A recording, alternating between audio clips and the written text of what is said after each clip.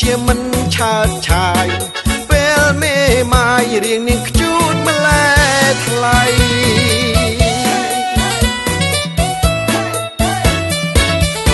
ឆ្នាំមុនកាលនៅក្រមុំរៀងមិនសូវហមដូចពេលមេម៉ាយកាលនៅក្រមុំមុខយ៉ាប់ឆ្នាំនេះប្រែឆាប់ស្អាតខុសគ្នាឆ្ងាយដំណើរក៏វិកៃរៀងសំឡឹងមើលនាងចង់គ្រុនផ្ដាសាយកាលក្រមុំដូចជាមិនឆើតឆាយ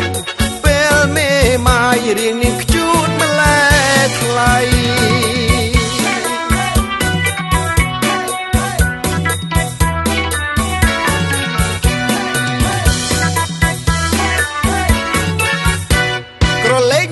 ច្រឡំស្មានតែក្រមុំមកពីកូរ៉េ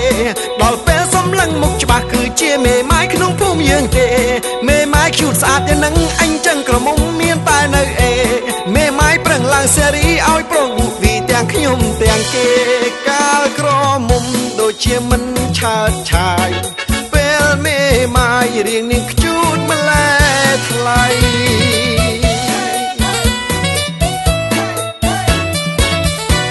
កាលនៅក្រមុំស្រុកស្រែស្លៀកសារងម៉ែវែងឡើងអូសដីប្រើទូរស័ព្ទអិនចុច7ចូលចិត្តអំបិលបុកនឹងស្វាយខ្ចីពេលខ្លាយមេម៉ាយទីក្រុងស្លៀកខោកំពុងឲ្យយឺតខើចខ្លីដូរប្រើទូរស័ព្ទ iPhone នាងអូនចូលហាងស្ទើរតែរាល់ថ្ងៃយូរបានមកលេងស្រុកអុកលុកកំឡងជ្រួលជ្រើមទាំងថ្ងៃកាលក្រមុំដូចជាមិនឆើតឆាយពេលមេម៉ាយរៀងនាងខ្ជូតម្លែ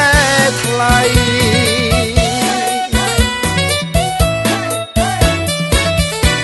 មេម៉ាយចូលចិត្តកូនត្រឹមប្រុសជួយជ្រើមសុំរំគីគូ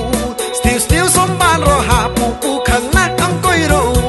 ស្រែកថាក្រមុំច្រើនណាស់គុំមកផ្ដេបផ្ដាស់លើកលែងឲ្យពូចាំពេលរំចប់កណាពូប៉ៅអាវ៉ាផឹកទឹកថ្នោតជូរំចិត្តមេម៉ាយមកខ្ជូតមិនឲ្យរបូតចង់រំឲ្យយូ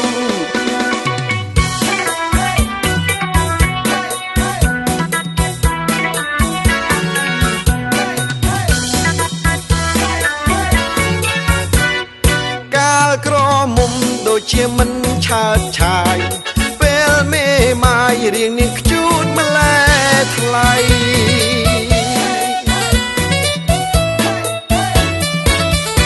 ឆ្នាំមុនកាលនៅក្រមុំរៀងមិនសូវហមដូចពេលមេម៉ាយកាលនៅក្រមុំមុខយ៉ាប់ឆ្នាំនេះប្រែឆាប់ស្អាតខុសគ្នាឆ្ងាយដំណើរក្រវីកាច់រៀងសំឡឹងមើលនាងចង់គ្រុនផ្ដាសាយកាលក្រមុំដូចជាមិនឆើតឆាយពេលមេម៉ាយរៀងនាងខ្ជូតម្លែថ្លៃ